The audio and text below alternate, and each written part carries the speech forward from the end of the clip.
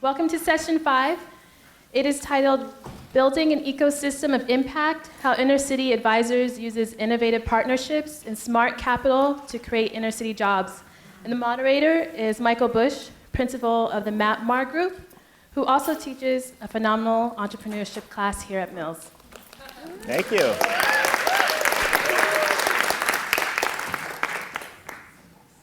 Now do I get to? Yes. Yeah, okay. All right. Good afternoon, everyone. We're going to have a spectacular time together today with 4 spectacular people. It's going to be very easy. Carrie, could you stand up so everybody could see you? Okay, everybody know Carrie? Let's have a hand for Carrie. All right. She's been on the planning team here. She's in the class, Management 275. And about a couple of months ago, Carrie came up to me after class and said, Michael, we're doing this conference, and I was wondering, we need some local entrepreneurs, people who have been successful. And so I'm like, yeah. And, so I get up my phone, I'm looking at my calendar, kind of spinning. She goes, we need some people that really have proven themselves, have high character. Do you know anyone? And I was like, ugh. And since as a teacher, I'm trying to role model proper behavior, humility, restraint of pen and tongue, all these things. She says it, and so from here down, I was like, huh? From here up, I was like, what? And she goes, we need some people. And I said, okay, all right. So I go home, get on my computer, and sign up to come. Pay my $40. And said, look, I better get here quick, So pay my $40. We're going to refund you. Yeah, well, I'm getting to that. I'm building the case for that. So then the next day, she's like, yeah, we're looking for some people like Rob Davenport, but I'm sure you don't travel in the same social or intellectual or business circles as him, but maybe you know some, well, probably not, So I'm like, okay, all right. So then a couple of weeks later, she comes up to me and she goes, Michael, you think you can moderate the panel? And I'm like, okay, finally. She goes, yeah, we had like 10 or 15 people who couldn't make it. So, so I'm like, okay, model being of service, so I try and model that. So a few days later, Christina comes. Everybody knows Christina? Yeah, stand up, Christina. Okay, so Christina comes up to me and she goes, Michael, I'm so happy you're going to be moderating. It's just going to be fantastic. I really appreciate it. I heard you paid that $40. The least we could do is, can we see you Friday at 8? I mean, it's like her brain just changed. I was about to say, I don't need the $40. I didn't get to say it. So Kat and Rob, I want to let you know, they got a new business model here at Mills. Okay? I've been teaching business models. They have a new one, which is you hire people to work for you and you have them pay. Okay? So, yeah. All right. So what we're going to do today is talk about really what we do and what we have a fantastic time doing. I work with an organization called Inner City Advisors, led by Jose Corona, who was up here earlier today. A fantastic leader of our organization, Inner City Advisors. So I serve on the board, and I'm also what's called an advisor, which is a person who gives their time to inner city companies to create growth and wealth in the inner city. And we give our time on a pro bono basis. It means free. Now, I'm sure now Jose heard the story. He's going to want us to pay to give our time, okay? But up to now, it's been pro bono, okay? And so that's what we do. And then we get together with fantastic entrepreneurs like you're about to hear about, Jason Mahon from Premier Organics and James Freeman from Blue Bottle Coffee. We get together with fantastic people like this, where we just kind of get behind them and do a little bit because they're going to take care of the rest. They do great things. So you got advisors, you got entrepreneurs, but what do they need? Cash. Thank goodness. 275, where are you? Okay? So they need cash. And one of the things we've realized for years is without that, they can't do anything. And banks haven't been doing that much lately. So a bank was created that decided it was going to do something about it. Kat co-founded that bank. One PacificCoast Bank. Rob Davenport leads Brightpath Capital Partners, which is a private equity fund focused on these types of companies. So what you've got is advisors working for free. That's a competitive advantage for the businesses. You've got great entrepreneurs, and you've got intelligent capital, the kind of capital that knows investing in inner city companies is a smart investment. It's not high risk, it's very low risk. People who run these entrepreneurial companies that have been on this stage all day are fantastic risks. You know, they're great risks. So that's why we call it smart capital. And we work together. Inner City Advisors over the past 3 years has created 1,945 jobs in one of the toughest economies of our time. Last year, 563 jobs alone. So it works. IC on its own is nothing without this whole combination right here. So that's what we do. That's our ecosystem. A lot of other people doing great things, OBDC, the Women's Initiative, et cetera. We're just trying to do our part. So what we want to do today is to hear from these people on a variety of topics. I'm not going through their bios because you have them. You know, these are remarkable people. If you haven't had the time to look at the bio, please do it. I'm not going to go through it. Just have to trust me on that. You could read while you're listening, perhaps. And I've got some questions for all four of them. The first question is to describe what you do. Okay? Just say something about your business, your opportunity, and then we'll go from there. Jason, would you like to go first? Sure. I'm not sure if you can hear me. So basically, we started Premier Organics in 2002, and through a series of evolutions, we make organic nut butters and seed butters and tropical products like coconut butter and coconut oil, all organic. And we make those and brand those as our basically our concept of way food should be, which is our brand Artisana. So a lot of you probably had them this morning.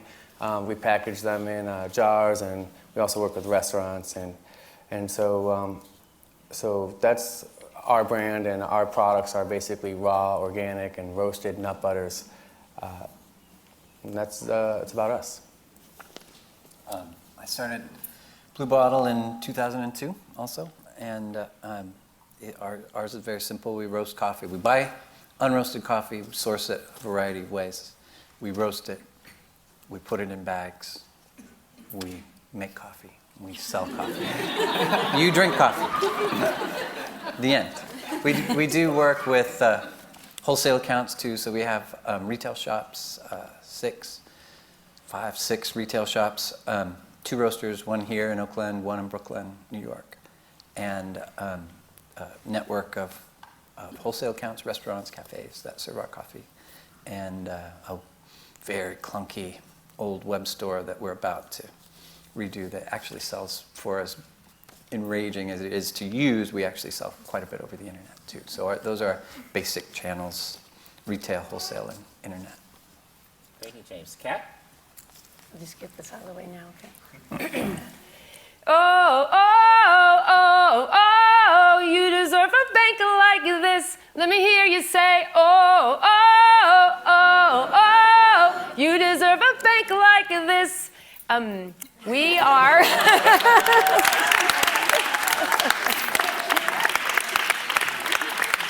So, One Pacific Coast Bank, in spite of my introduction, provides beneficial banking services that deliver measurable social and environmental benefits at the same time that they are financially sustainable.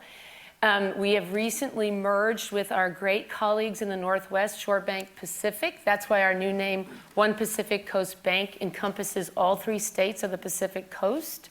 And it is meant to mean we are all in one Pacific Coast, like we are all in one boat. And we consider ourselves part of an overall new development paradigm that respects the economy of creation, the planet, and the economy of justice, the people, as the only really successful model of development. We primarily make commercial loans to businesses, nonprofits, social ventures, community-based organizations, and now, because of our colleagues venturing into specialty foods and agriculture, fisheries, natural resource lending, and rural development lending. We are also launching some pilots in retail products. Those are banking services delivered to consumers. And our first will be a responsible alternative to payday lending, followed closely by kiosk-based and mobile phone-based financial services, the kind that you and I rely on every day, delivered on retail platforms that are actually helpful and with fair and transparent pricing. Very good. Rob, we'd like you to sing a few bars. Well, I represent Brightpath Capital Partners, which is a non-musical affiliate of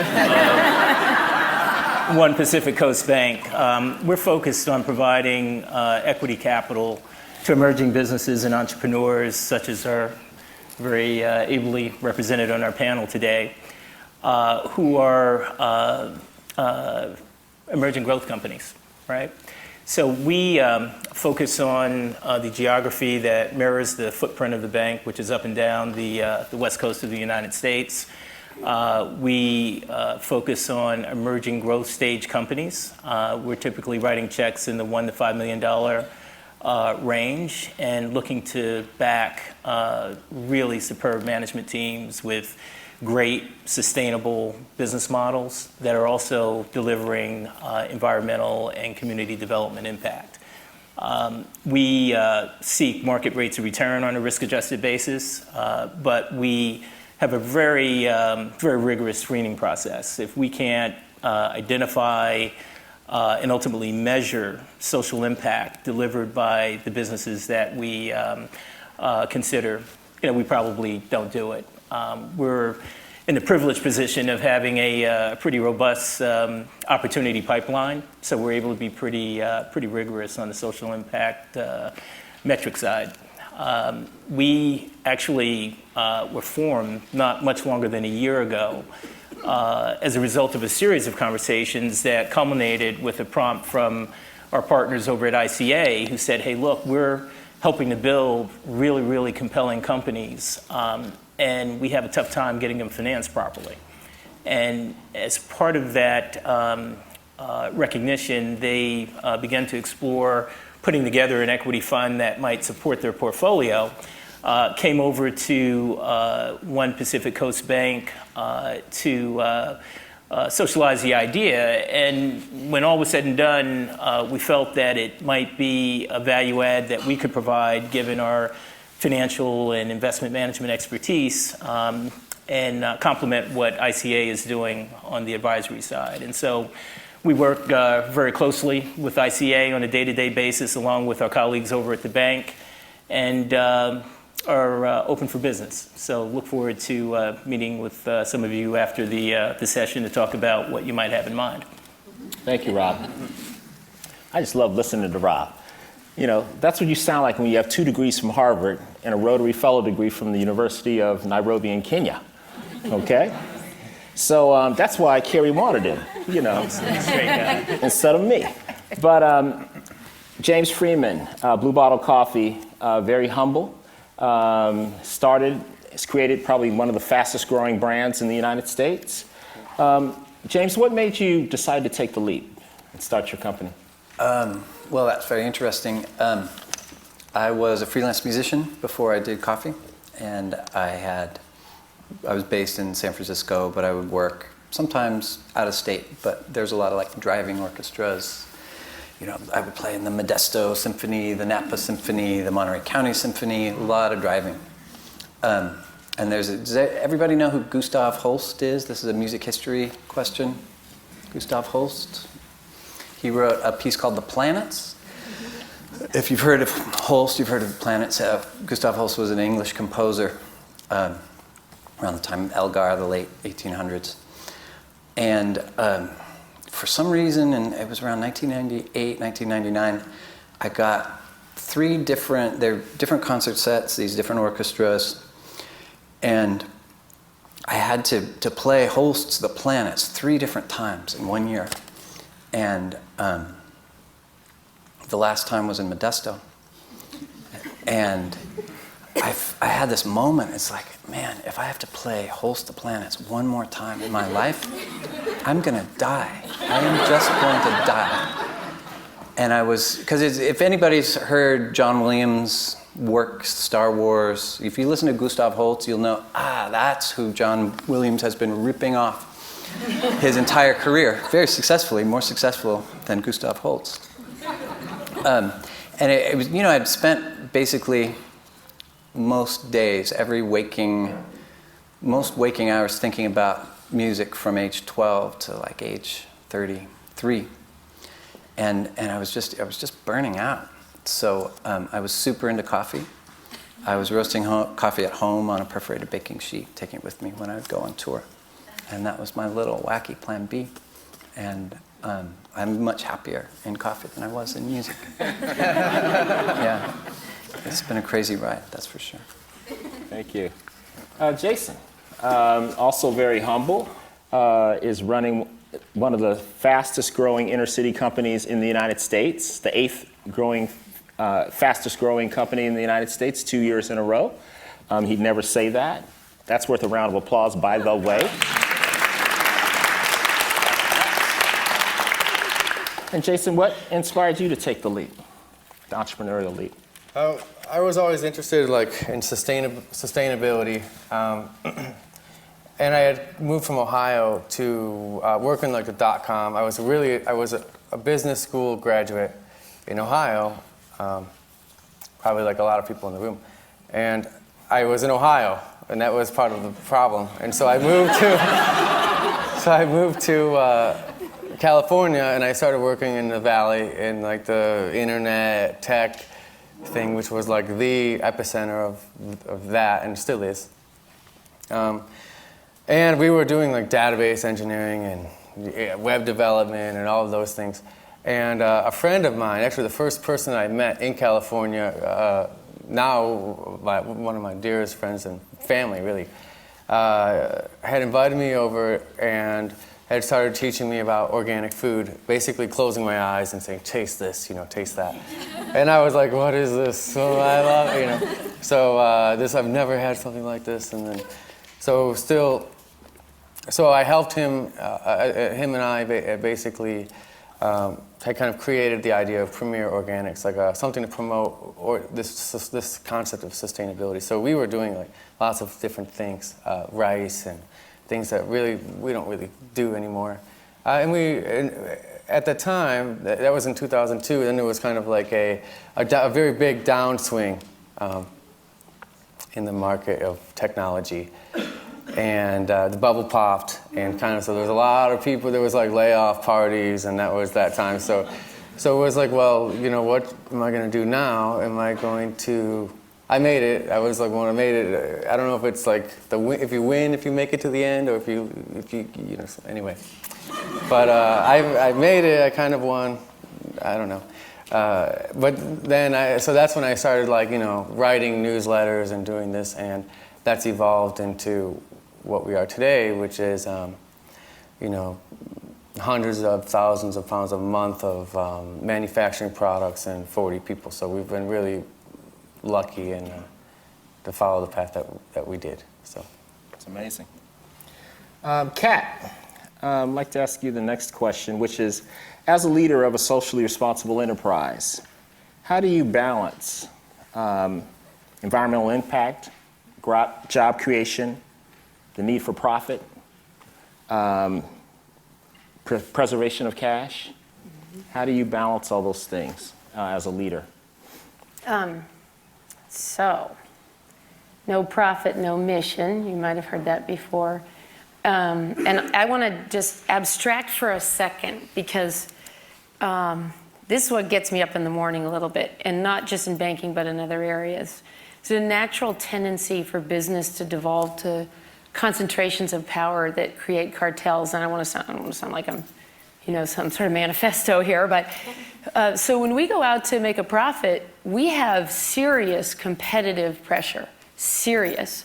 After the 3 years of financial chaos and what I want to call reconsolidation, there's precious little reform. So if anything, banking institutions in the financial service sector is more consolidated, more concentrated, more powerful, and more likely, just by the nature of concentrations of power, to influence the rules of the game.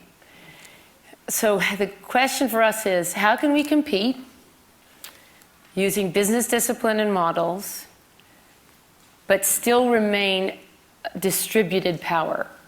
Still true to our mission, still have governance that reflects input from communities and people and different interests and so on, but compete. We have to compete. Not only do we have to make a profit to be sustainable and keep paying our bills and get to be in business next month, we're a regulated entity.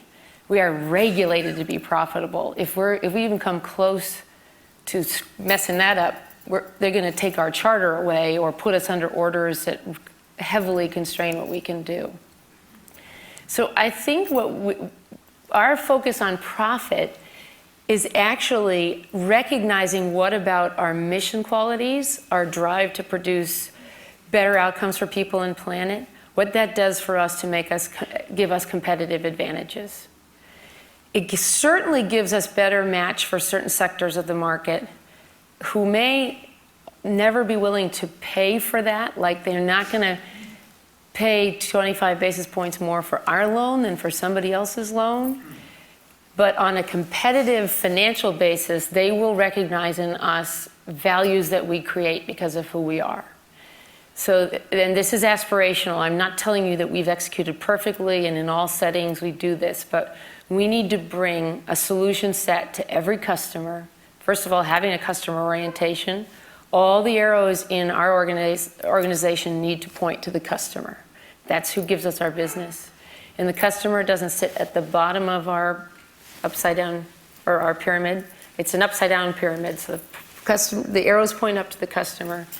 And in the case of nonprofits, social businesses, affordable housing developers, specialty food and ag that's sustainable, fisheries that are sustainable, rural and economic development schemes, we need to bring to them not only mission congruence, which I think matters to them, because they don't want their mission to be perverted either. We need to bring them exemplary service. We got to remain small and agile and let them get to our decision makers quickly. We need to be creative about the other resources we can bring. The bank is actually owned by a foundation. All the economic interests of the bank redounds to the benefit of One Pacific Coast Foundation. That means that that foundation can do anything it wants to support the bank, because in the IRS's views, the profits of the bank are going to go back through the foundation to the communities that we serve. That's a huge competitive advantage over a conventional bank's foundation. Conventional bank's foundation can provide wonderful gifts and donations in the community, can do a lot of soft marketing, making it more likely that institutions will bank with that bank. It can burnish reputations that maybe need a little reburnishing, things like that, but that's it. We use our foundation to do a host of other things to the benefit of our customers and to the benefit of the bank. So we can use the foundation to do all the upfront R&D to develop new bank products that are very responsive to our markets and our customers. We can use the bank foundation to hire consultants who may need to help us get the design right of the bank delivery model, like the retail delivery system. We can use the foundation to attract grants from wonderful places like the Marin Community Foundation, who want to see financial infrastructure built out in the communities of most need. We can use the bank to attract core deposit funding for a bank, which is critical to a bank's ability to lend and create earning assets. We can use the foundation to attract new capital to the bank. Banks need capital to grow just like businesses. So we need to use our creative minds and our business minds to bring the best banking services to our customers, to compete them away from the conventional sector. Because at the end of the day, we will only have influence in steering conventional banking services to something that's good for people and planet if we have market share and market power. And in the states of California, Washington, Oregon, that's a pretty big bank. We are hyper-focused on the business disciplines that you all learn about here: cost accounting, financial statements, metric monitoring and evaluation. We don't just count widgets, we look for real outcomes. We have to have our incentives aligned. You hear a lot about that, I'm sure. So that we know that all of the employees and staff and management of the bank are working in concert with its end goals. We need to be out in communities broader than our mere markets. So in the city of Oakland, of course, we care about financial services and community development, which seem highly related to what we do. But we're pretty darn focused on the state of the educational system and access to good, healthy food, to crime and public safety, to city governance, all those things. Because we are literally dependent upon both our natural environment and our human societal communities for our success. I hope that just answered your question. It did. Okay. Okay. Rob, I'd like to ask you the same question. As an investor, how do you balance those things? How do you hold those things? Yeah, so we grapple with this, every day with every opportunity that we're confronted with, and I guess we approach it in a couple of different ways. In the first instance, as I mentioned, we have to be able to justify to ourselves and our broader team the social impact that a given business is going to yield should they be successful in implementing their business strategy. One of the things that we don't do, however, is say, wow, this is a really fantastic idea. Wouldn't it be cool if it actually worked? And we're going to step out on faith and give them the support that they say they need and hope for a great outcome. That's what we don't do. We spend an awful lot of time beginning with the introduction and then the ongoing, what we refer to as due diligence. It's really a process of learning about the business and the management team and their strategies and their plans, probing for understanding to make sure that we understand what they purport to do and the market they want to attack and whether or not there's a sustainable competitive advantage that they can bring to bear, along with all that social impact stuff. And we try to ask tough questions. We try to make sure that we have a really good understanding of the risk, and more importantly, that the entrepreneurs that we back have a good understanding of the risks that they face. Because we think that there are a lot of good ideas that deserve support, and some of those ideas fall into the realm of philanthropy. And that's important work. And it's an important part of the mix that I think we're all very concerned about. But that's not our role at Brightpath Capital Partners. Our role is to deploy capital in a way that's going to lead to an attractive return on the capital, while promoting businesses that, as I say, think of themselves in a much more holistic way. Not only about, hey, can I sell this at a profit and make a lot of money and, buy another house, so on and so forth.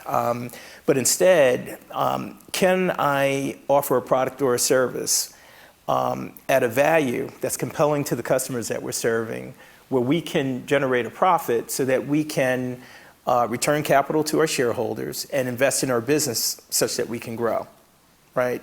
So I guess, Michael, as you ask about balancing the impact side with the profit side, we see them working in concert. We do think there's a balancing process that has to take place, but we think that doing this work is actually harder than being more narrowly focused on profit only. It's harder, right? And so generally, the quality of the entrepreneurs that we come across, it's higher. They're more capable, they're more committed, they're more imaginative, and they're more broad thinking in terms of the way that they're trying to make a mark, through their businesses and through their related activities. And that's what makes our work so rewarding, because we get to work with really smart, really thoughtful, imaginative folks who have figured out ways to both make money and improve the world that we live in. And it sounds a little bit hokey, but it's absolutely true. And those folks that we come across, they don't flinch when we talk about competitive advantage and industry structure and how are you going to compete on the basis. Not everybody's going to see the world the way you do as a manager, for instance, as an entrepreneur. Some customers just want to spend their money on things that they need and receive a value for it.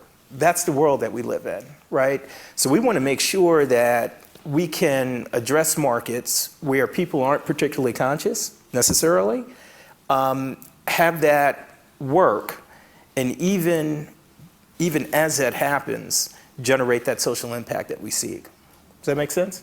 Yes. Thank you, Rob. We want to open it up for questions now. So, got some banker, private equity. Yep, I think, let's see.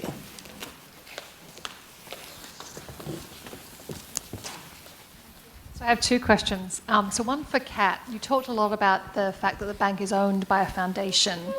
Can you just talk a little bit about how crucial that foundation ownership is to allowing you to pursue your mission? And then also a question for you about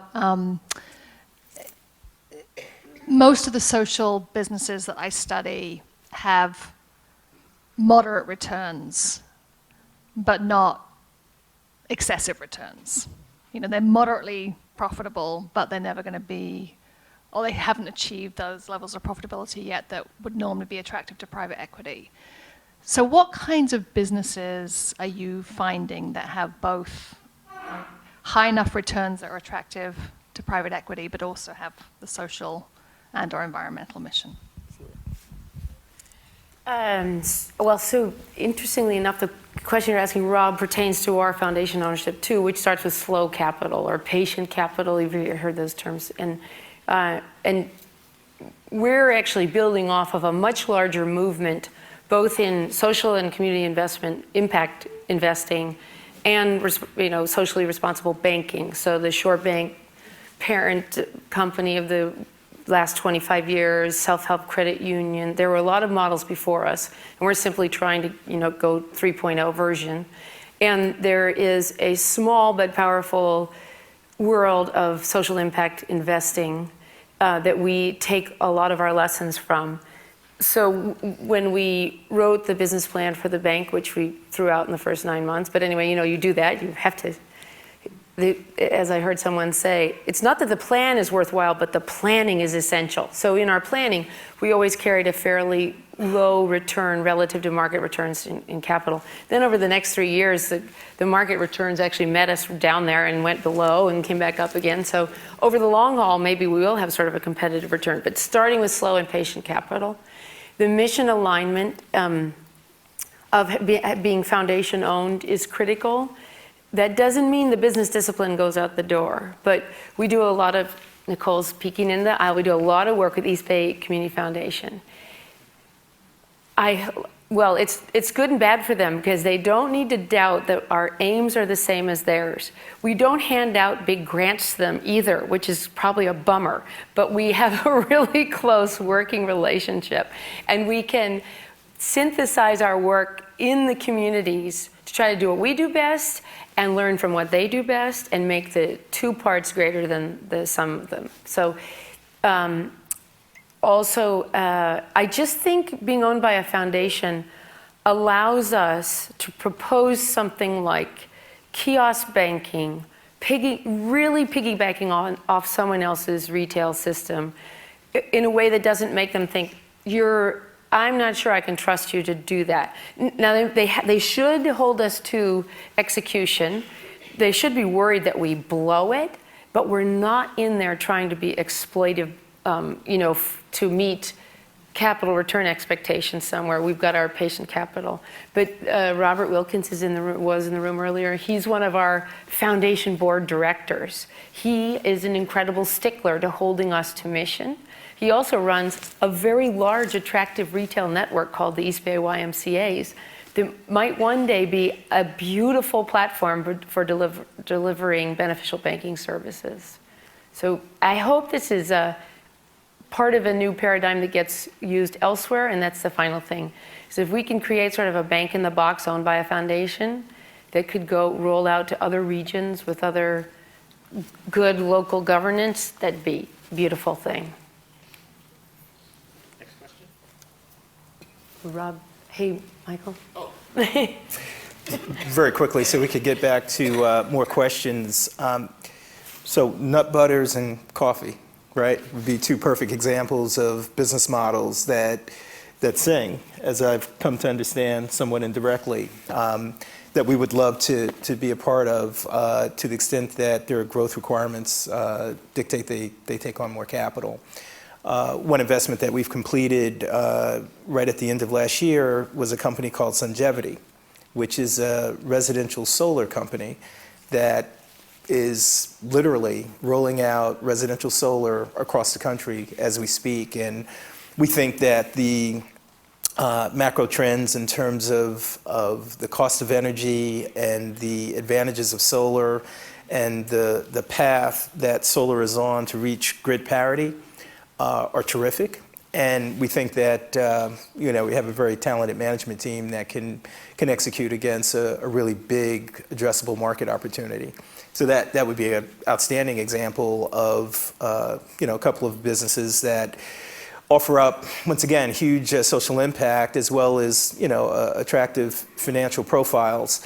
The other thing that I would just echo that Kat mentioned is that one of the ways that we're in a very competitive business as well, and notwithstanding our triple bottom line focus, I can assure you that if it's an attractive deal with a great management team, that there are other providers of capital, including mainstream providers of capital, who are competing to back those businesses, right?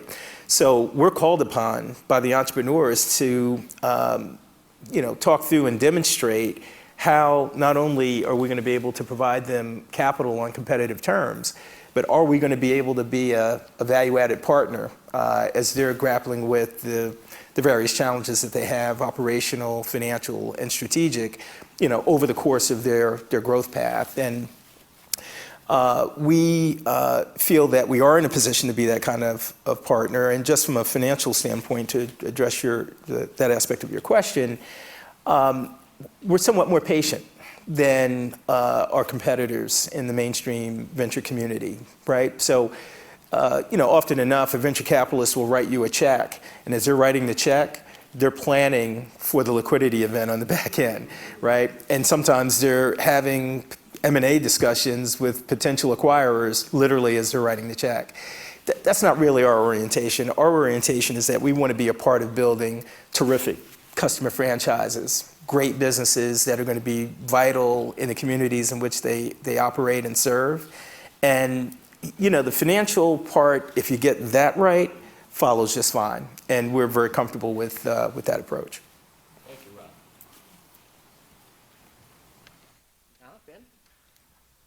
Ben? Let me just say, I'm Ben Delaney. I'm with the Stride Center and Reliatech. And Kat, I want to thank you.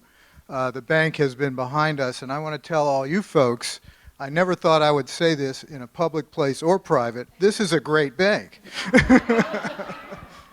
And I'm not a big fan of banks, I have to tell you. We've been with all of them. We love working with you folks. I wanted to ask you, we're a nonprofit with a social enterprise. One of the questions that we're wrestling with all the time is the monetization of our social mission. For example, we give away computers. We train people and get them jobs. How do you value that? Obviously, the bank saw value. You've lent us money. But how do you look at that, and how do you value these sort of intangibles that social enterprises are often based on? As luck would have it, I just came from a 2-hour tutorial with our new colleagues from the Northwest and Sarah Olson from Social Venture Technology, pushing us further along on doing that better. So right now we're at the level where we can count kind of output for both CRA purposes, but for funders too. But it's not enough because it doesn't go to attribution. It doesn't go to a wellness model of how do you value what you prevented from, or how do you value what you protected, or things like that. But it's a constant conversation that's highly facilitated by a pretty robust industry out there trying to do that. So from Green America, formerly Co-op America, to SROI, Social Investment Forum, there are a lot of groups out there wrestling with this. Personally, I think we're going to have to get something that works in the meantime that passes kind of the smell test. Like, when oh, that would have happened even if we didn't do it, we better not really count that. Or that wasn't the Wendell-Berry 100% solution because it solved one problem and created two more. Or that wasn't the right calculus of our opportunity cost. That was a good use of our capital, but it wasn't the best of the options in front of us.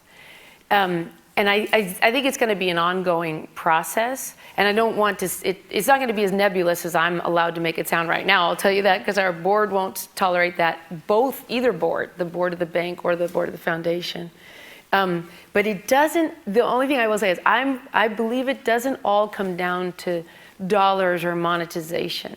That there is a concept called value, and we kind of know what it is, and it will never just kind of dilute to dollars, which makes me want to be part of a larger movement where I actually, half my life I spend in kind of regenerative agriculture, and there's a huge overlap of finance and food, and I think we're going to know from our food colleagues when we've got it right, and we're going to be able to tell them how they could get it right too. So a larger community looking at society based on value.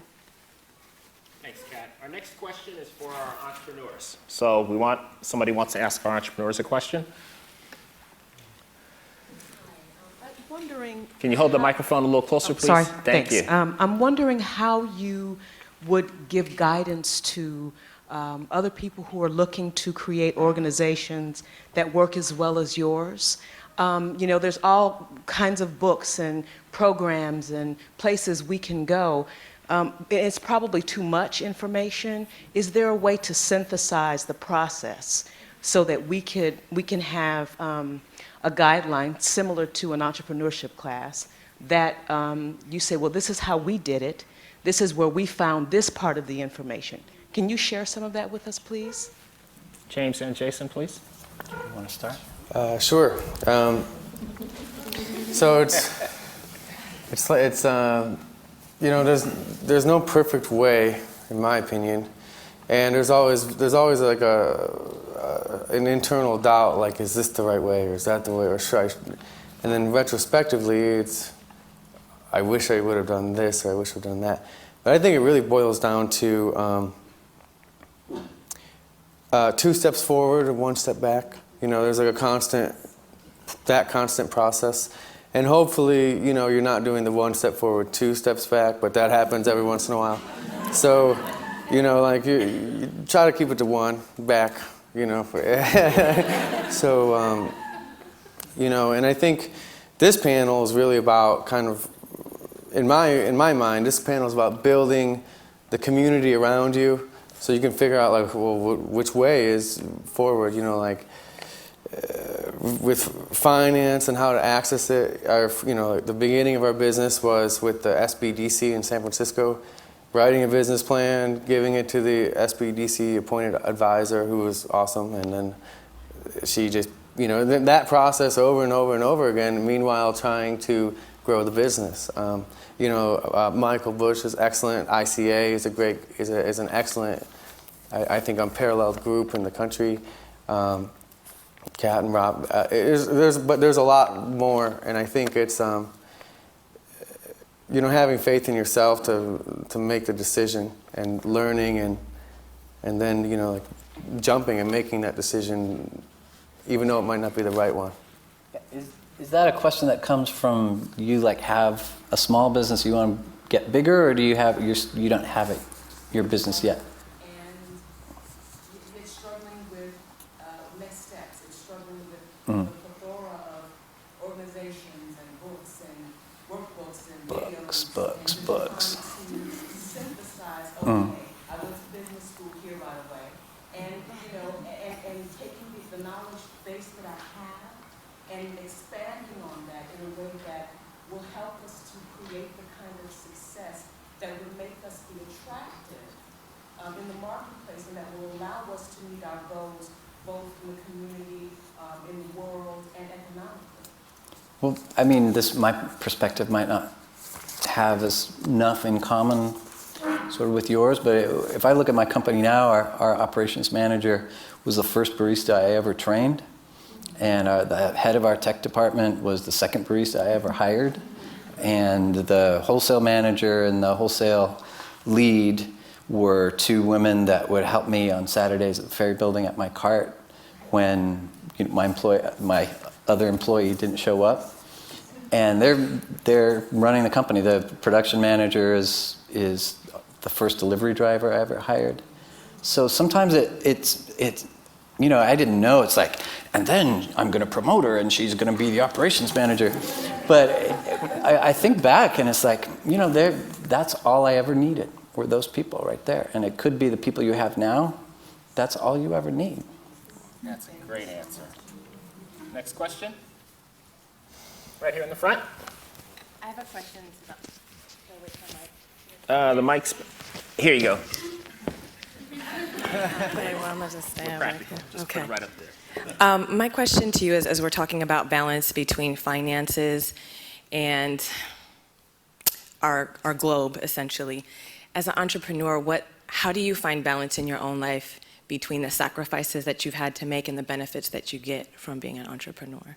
Great question. I want to hear this. It's good to have a child because, if you want to change diapers and spend time with, in my case, him, and be an actual parent, then you have to delegate. And if you learn to delegate, then, that just takes so much stress and strain off. So for me, it was like consciously, my son is 1 year older than my business. So it was hard. There were times I had to get up very early or, take care of him and then go back and do more work and go to bed very late. But eventually I was able to sort of make those choices. The same kind of choices that make you a good parent are going to be the choices that make you a good business person, I think. And so just delegating the stuff that's not changing diapers, basically, was very helpful for me. Jason? I think that's the name of the game. If you can figure out that one, you're good. And I think there's a shift, where you're all work all the time, and and it's like you can't shut it off, and you're laying in bed and you're thinking about the things that are going to happen tomorrow, or there's you just can't stop the wheels from turning. And then there's also other times when you need to get away from it all and breathe and do those types of things, get away from the environment and pull yourself out of that environment.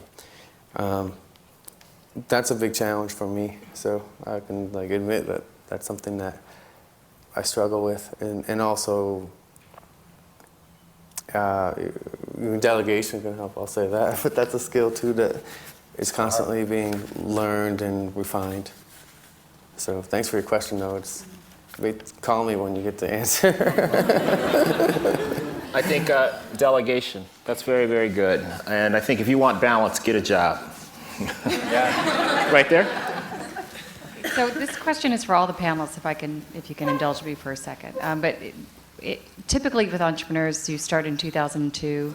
You're quite a few years into this now, but you may be looking at passing that off to your 1-year-old son or doing something else with your life someday, I don't know. And then from a venture capital or private equity standpoint, typically you are looking for an exit to return capital.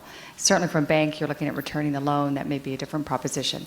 So my question is, what is the exit? I mean, when you're looking at selling your company, there might be things that aren't so great about that idea, depending on how your acquirers, or if you're looking at going public, you may suddenly be measured against other companies that don't have this kind of mission alignment. Do you have any thoughts on that? Who would you like to hear from, an entrepreneur or one of the investor or banker? Finance side and the entrepreneur side. Okay, so one of each. So just to get started, our perspective is we want to build businesses that ultimately generate cash, right? What, Rob? Can you say it one more time, please? Yeah. Generate cash. Oh, yeah. Okay. Call us crazy. There you go. But, and the reason why I think that's relevant to the question that you asked is that if a business is generating cash, we are prepared to, take return of capital and return on investment in the form of dividends.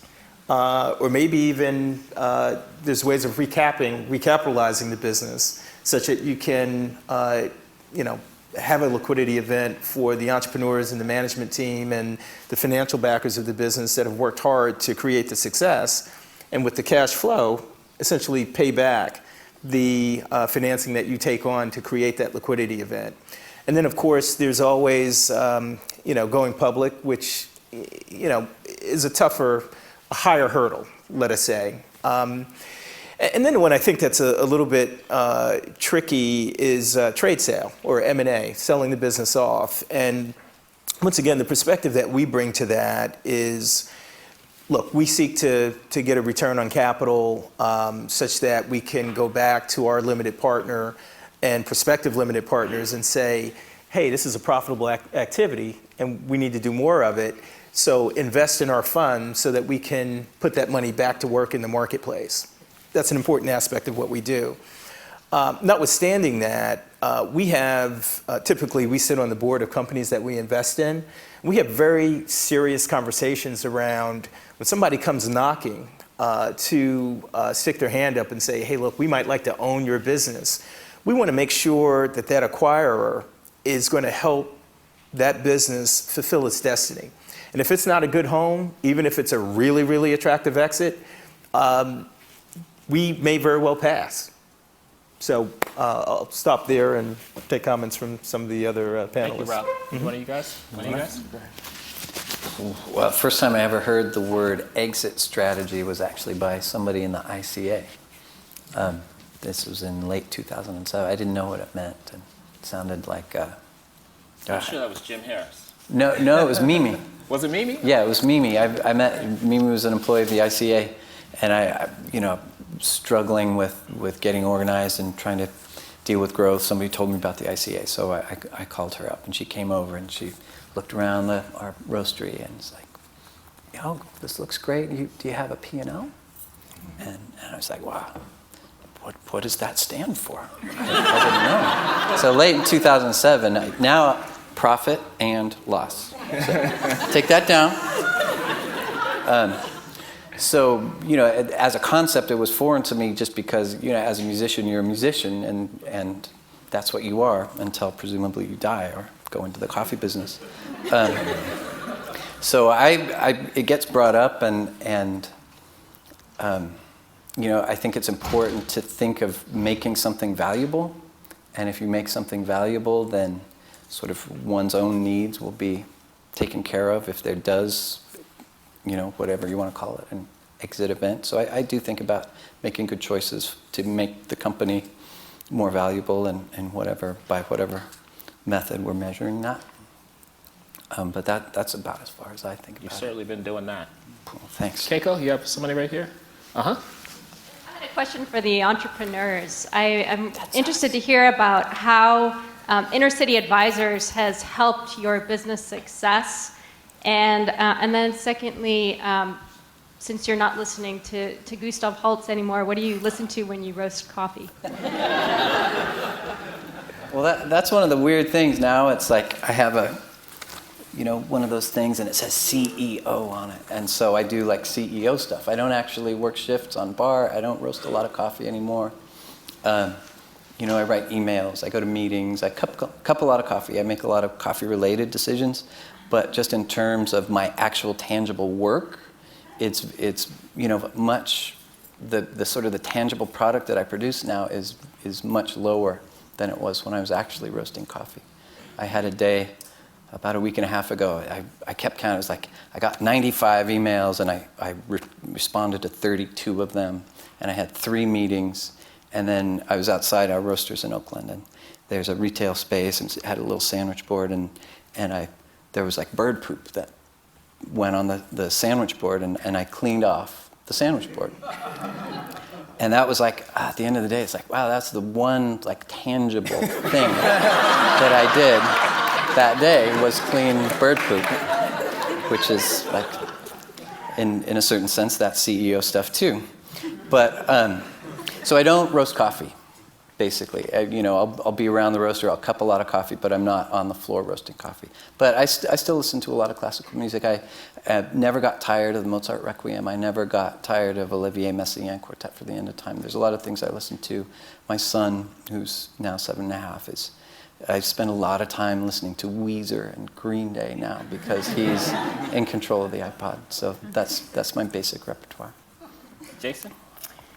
Oh, I can speak about this for a long time, but I'll keep it short. Well, I have 2 business partners three business partners in our in our business. So there's always relationship management.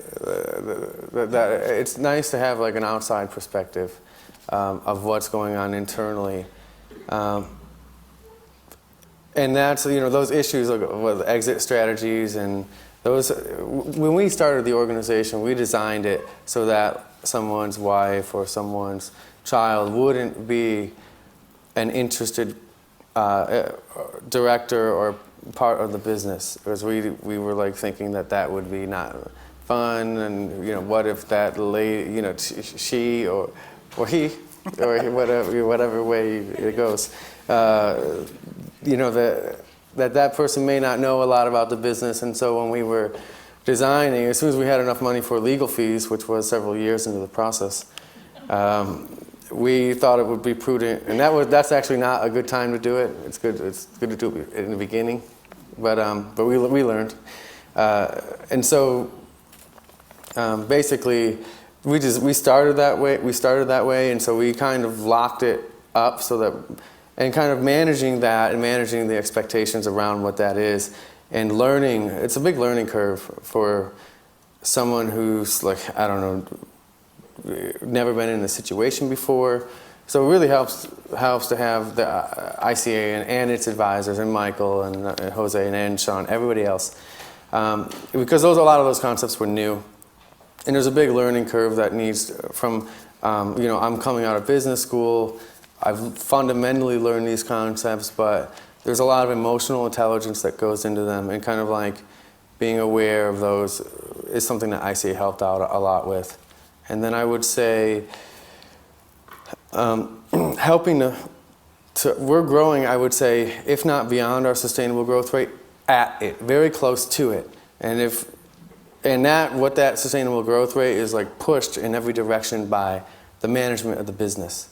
So we are, we're consumer products, goods, just like Cheryl, that was doing the Rev Foods branded product line. So we have a inventory, and we do the manufacturing. So now we have not only inventory capital investment, AR capital investment, AR investment, and then so that's our receivables lines, our inventory, which now is like, that's getting longer, and then we have equipment. So that's like a lot to think about. And where do you start? Well, I think you start by writing all of that down and then emailing it to the guys at ICA and women and saying like, okay, this is where I'm at. What do I do next? Or so just someone to, and everybody's helped a lot with that.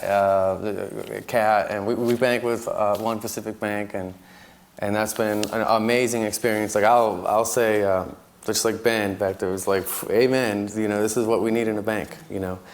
So, but that's how I see ICA. It really brings value. It brings a level of experience that we don't have. Yeah, and just from my perspective, somebody to call up, it's like, oh, I'm having, what do I do about X? And then, well, let's have a meeting. Let me call up, a few people. Let's get you some answers. I don't know the answer, but there might be 2 or 3 other people we can introduce you to that can help you out. We've got a couple different people in our company that talk to the ICA pretty regularly.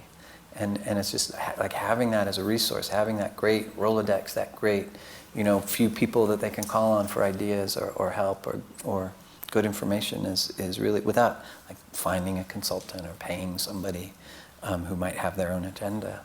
It's really been helpful for us. Because I'm very basic skills, very tenuous skills in terms of business. Thank you. One over here. There's one in the back. So how do you put together your team? And this can be a question for both the entrepreneurs and for the investors. That team is so important. You know, you started off with maybe who you went to school with or whatever, but how do you continue to grow your team and make sure that you have the right people around you when you're working day to day? Kat, will you start with that one?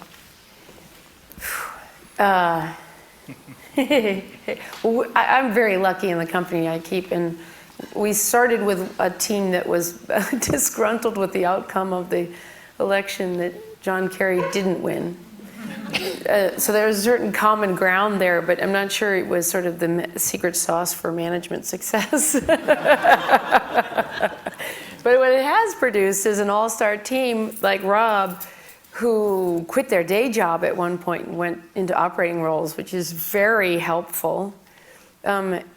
Outside of the board, I think it was tricky for us because we had a highly experimental idea. It probably looked like it had a very low chance of success. So the people who came on either were crazy mission motivated or lacked options, I suppose. I don't know. But, and I think management is like such an art and not a science in some really, or at least the stumbling blocks I run into, I like to characterize as art, not science. But anyway, it's a work in progress. The team has to have mission embrace, and they can come to it or they came with it. If they don't have it, something's going to happen that's just untenable for them and untenable for us. And we need to do a much better job of mission orientation at the outset. We kind of just opened the doors and said, come on, we got to get going. We're late already. But the people on the bus concept. Rob, you want to comment on that? Sure. It's, I think in all of our businesses across the board, they're all talent driven. And the most important judgments that we make are, who it is we recruit onto the team in order to try to execute the mission and the game plan. For us, it's kind of a twofold approach. We want folks who are, again, the best that we can find. I mean, we just want the very, the most experience, given the level that they're coming into the organization, the most technically competent, and the most fired by mission. And once again, to echo Kat's comments, if those things get out of balance, you end up with results that don't work, right? And it's, we're in a business that, the private equity venture business, I mean, it is intensely profit-oriented. I mean, that, the most highly driven, money-focused folks in the world end up gravitating towards, domains and businesses where, they can become eligible to work in this particular space. And so it's a bit of a neat trick to find people who come out of these environments and therefore, have to have some of the characteristics that you need to succeed in those environments, and then come into our environment where you absolutely need those skills. And I have my team members distributed in the crowd, and we have these conversations literally daily. To come out of those environments into our environment where there is this mission element, there is this broader set of considerations that we take very seriously. And I got to tell you, it's, in order to get the skills that you need to do this work well, you got to be competitive in the marketplace from a compensation standpoint, from the quality of the experience, so on and so forth. But even that's not enough, right? If they're not going to be gratified by the kind of work that we do, it's not going to work. They'll be better off, going into a mainstream private equity or venture capital fund and maybe doing some volunteer work around the edges or, whatever floats their boat in that regard. So, it's a challenge. It's one that we manage actively on a daily basis. And so far we've been very fortunate in finding, extremely competent folk who get what we're up to and feel terrific to be working with entrepreneurs like my fellow panelists. So Rob's number 2, Bill, is here. Bill, raise your hand. And I know Bill very well. So Rob, what happens when you make a bad hire? No. We haven't gotten there yet. So as we do, we'll anybody who keep knows you posted. Bill is the man. Absolutely the man. Unbelievable. Last question. Okay. Hello. Hey. So I was wondering, what specific metrics do you use to measure your social impact? And how, for the entrepreneurs, how do you demonstrate your social impact to the lenders? I guess The specific metrics would be for the lenders. Well, I think the focus on organic products is like the starting point for us. So we also sell the idea of organic food products and sustainable ag to non-organic food. So that's non-organic food manufacturers, or what we call conventional, whatever that means. So that's the starting part. And then really it's about, for our community part of our mission, it's about job creation. That's something that we've absorbed from ICA's mission. So I feel like we're delivering well on that, and also like paying a living wage and getting everybody up on the medical plans and like trying to educate like why this is important. You need, some people know because they've had a problem, unfortunately, and they're like, but we have to sell the idea that like, we're paying for the medical. You need to pay like, $25 every paycheck, but it's good, do it, I think that's important, and providing on that. And then the other part that's really important to us and to me is the sustainability part of our, so training, constantly training on waste, constantly doing like the research on the what you saw in the picture on the slide earlier with the film, trying to do the packaging research to try to make that film biodegradable, which is like James said it already. So focusing on those types of things and kind of thinking about the sustainability, pushing the edges as much as we can with all that's going on. James? I think for us, it's very similar. We think about percentage of our products that are organically certified. I think our coffee, 94% of the coffee that we buy is organically certified. So, we do account with that. We think about waste stream a lot, those adorable cups that you got. We just got those in a few weeks ago. They're lined with PLA, which is a corn-based film. So it's 100% compostable in almost every jurisdiction. And you didn't need them for this context, but the lids are PLA too. So the lids are not plastic. So we think about our waste stream. We did a survey through our company, not Brooklyn, but the West Coast part, and we're 70% of our waste, this is by volume, is compostable, and 20 is recycled, and 10% is landfill. And a big chunk of that are those stupid soy Tetra Pak boxes. If we could get, packaging is so important, both in on our perspective, what we're packaging our products with, but what our vendors are packaging their products with. So we think about that. We think about, for us, in terms of professionalizing our workforce, that's something that we can quantify. We like to have as high percentage of full-time employees that we can. We classify full-time as 35 hours or more, and I think we're close to 85 or 88% of our workforce is full-time, and that's in an industry that that is very often characterized by part-time workers. And then we have, we think about our healthcare. We try to, because a lot of our work is physical, my own work excluded. We think about having good benefits that go beyond going to Kaiser, which is great. It's really important.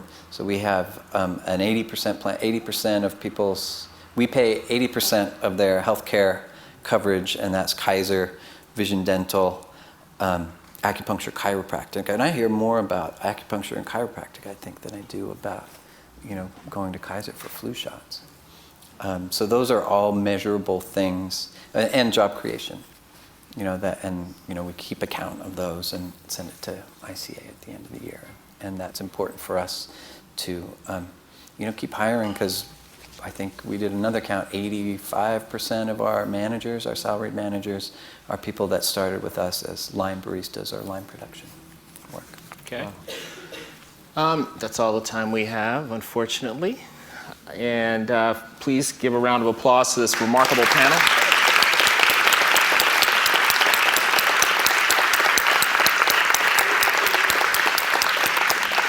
And I would like to, Carrie's been coming in and out. I just want to say I gave her a hard time, and she was smiling. I think she's okay.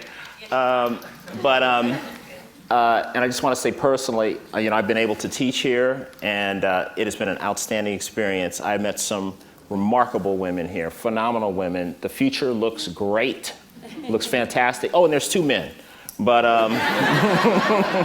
they're not so phenomenal. No, I'm just I love them all, fantastic. So thanks for everything. Thanks, Deborah, very much. Okay.